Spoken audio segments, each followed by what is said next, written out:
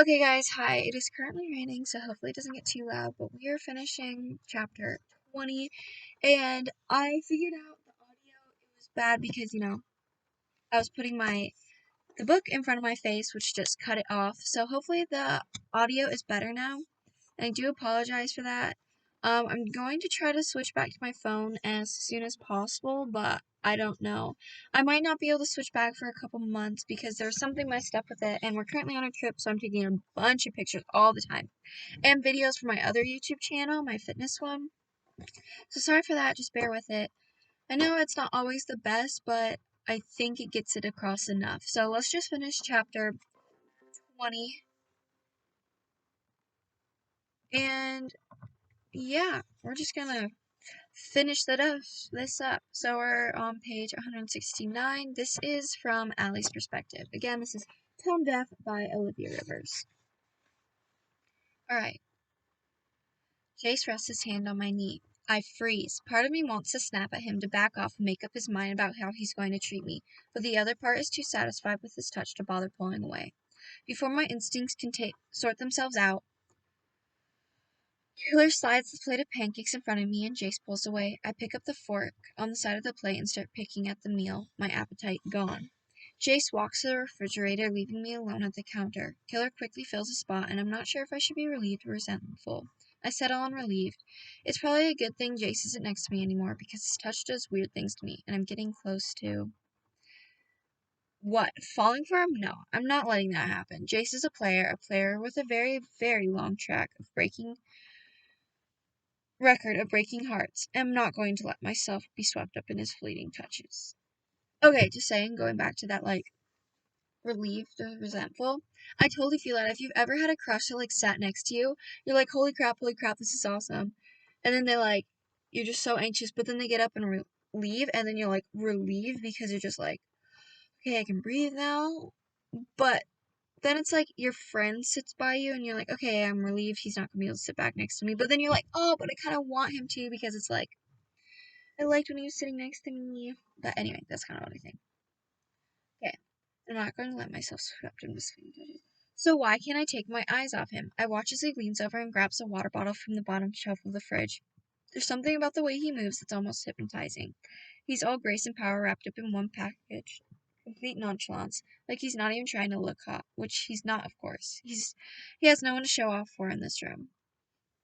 I just picture him reaching down, bend and snap. I didn't do it right because obviously I'm sitting down, but that's how I picture grabbing him the water bottle right now. Why do I do this to myself? The picture, I can't. Okay. Killer nudges me on the side, making me cringe and effectively getting my attention. So, everyone and I saw you on TV last night, he offers. I had no idea you were planning to outdo us in the fame department. I raise my eyebrows at Jace, hoping he'll save me by changing the subject. After all the stress of last night, I have no desire to talk about this anymore. The Amber Alert doesn't immediately change anything. Traveling with Jace is still my safest option, so I'll just have to keep lying low and staying out of sight. Jace catches my glance and pins Killer with a glare that would melt me into a puddle of shame. But Killer doesn't even react, and I get the feeling he's used to this grumpy side of Jace. I just like that image of puddle of shame. The descriptions in this book are very good.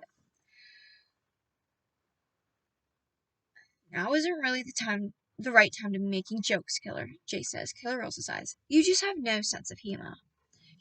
Before Jace can retort, Arrow strides into the kitchen. He nods to Jace and Killer, but doesn't bother acknowledging me. Jace tenses a little, and I wonder if it's because Arrow is being rude. If it's because Arrow's being rude, or just because he's anxious to get out of here before Killer annoys him anymore. Arrow lays his hands on Killer's shoulder, then leans over and kisses him on the cheek. John's ready to go, he says. You want to take off? Killer nods. Yeah, just one sec. He pulls out As he pulls out his phone, he quickly types out a message and tilts the screen so only I can read it. Jace is trying to pretend he has no emotions, which is always a sure sign he's feeling too many. Sorry he's being a grump. Just give him some time, he'll eventually work up the nerve to talk about whatever's going on between you two. I give him a grateful smile, and Killer winks before hopping down from the stool.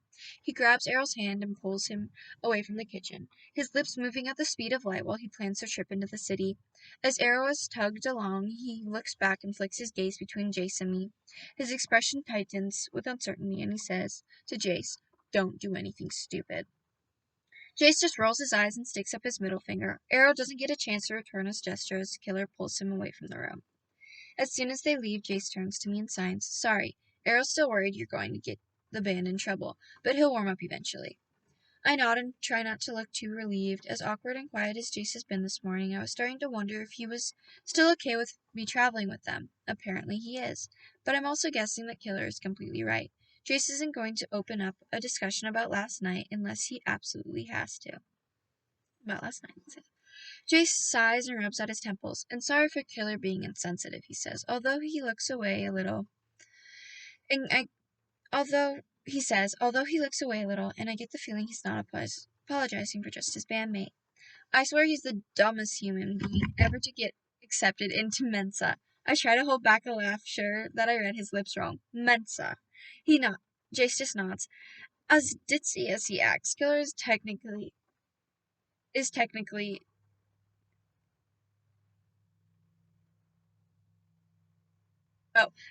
as he acts, Killer is technically genius. Mensa is a high IQ society he tested into. "Yeah, I know what it is. I snapped my mouth shut, cutting off the words about to emerge, because none of that matters anymore. My life as a musical genius is done. Over. Finished. Kaput. There's nothing to, and there's no going back." Jace leans against the counter and cocks his head. "You were." I sigh, realizing it's too late. I'm going to have to give him an answer. "I was in Mensa." "Isn't that like a lifelong thing? Like once you're in, you stay in?" I shrug. "Yeah, I guess." "So shouldn't you say you're in it, not you were in it? Why are you suddenly so interested in grammar tenses?" He holds his hands as if warding off my sharp tone. Then he signs, "It's just most people like to brag about that stuff, and you're not. I'm just wondering why." "I don't really belong in it anymore," I sign. He raises a skeptical eyebrow. "Why not? Did you get a bad grade or something?" "Just drop it, okay?" Jace nods. Apparently he's one of the few people in the world who can actually drop a subject, because he snags his water bottle off the counter and starts walking out of the room. He pauses at the exit sign. "I'm heading out to a local studio for the day. They're doing some promo thing, and I'm supposed to be their poster boy. You stay here and lie low, okay?" I was making sure no one needed me. He looks a little hesitant, and I wonder what he's so worried about. "Sure," I reply. He flashes me a quick smile, which makes my stomach do one of those little butterfly dances. I quickly look away, knowing I'm about to blush and not wanting him to see my reaction. Jace just waves at me and quickly signs, "Catch you later." Then he walks out of the kitchen, and a few moments later I feel vibrations run through the RV as the front door closes behind him. My stomach finally quits its tap dancing, but I decide to give up on breakfast. I toss the last of my pancakes and clean up my plate, along with the syrupy mess Killer made on the counter, and then pad into the living area. It's empty, so I assume John left with the others. I let out a long breath and collapse on the couch, and something hard pokes at my scalp. I snatch up the pillow and find a notebook that looks just like the kind I use at school. On the marble print cover, someone has scrawled in messy handwriting, "The perfect song." I know it'd be rude to read it, but I'm more than a little curious. I like most of Tone Deaf's lyrics, and if they have a perfect song, well, it might be worth being caught snooping to read some perfect lyrics. I peer around, making sure no one else is in the RV, and crack open the notebook. When no alarms go off, I flip to its first page. There's a little... How would you know if there's alarms? Isn't she deaf? I mean, she is fully. I flip to its first page. There's a little printed box that says, "This notebook belongs to," in scrawled handwriting. The line under it reads, "Jace B. B as in Beckett. B as in Beckett." I turn to the second page, which is wide rolled and smudged with pencil, lead, and eraser marks. Lyrics fill the page, one song repeated over and over and over again, with little tweaks on every line. Sometimes there's a different starting sentence, sometimes a different ending word, sometimes different musical notes scribbled above the lyrics. That one song goes on, filling almost the whole notebook. I watch as Jace's handwriting slowly grows different, changing from boyish scrawling to the nearly illegible mess of a professional writer. It's clear he has been working on this one song for years. I brush my fingertips over the last page with writing which is filled with pen smudges and crossed out sections. The lyrics on this page are very similar to the ones from a few pages back, so Jace must be pretty happy with how they turned out. But the pattern with musical notes above the words keep changing, and I read the line closest to the bottom of the page.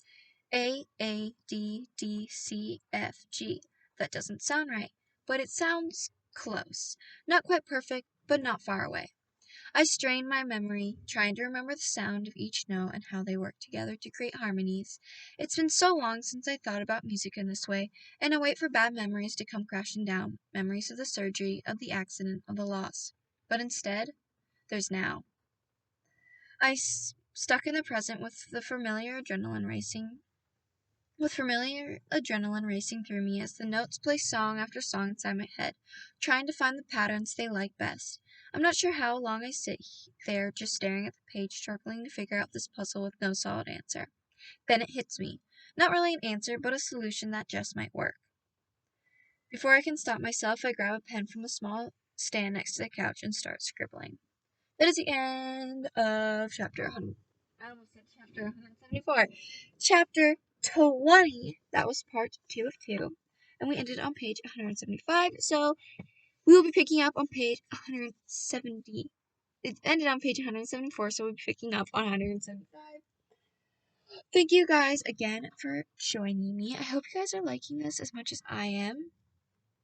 But that is it for now. See you guys for the next chapter. Subscribe if you liked this, and join my family. Like it if you liked this video, and if you didn't, just don't do anything. You don't even have to like it, you know. It doesn't really matter. I'm just hope that you're enjoying this book, and I will see you guys for the next chapter, or whatever books of mine you guys are reading. I'm going to go now because I'm cold and I need to go warm up and charge my computer. Bye, guys!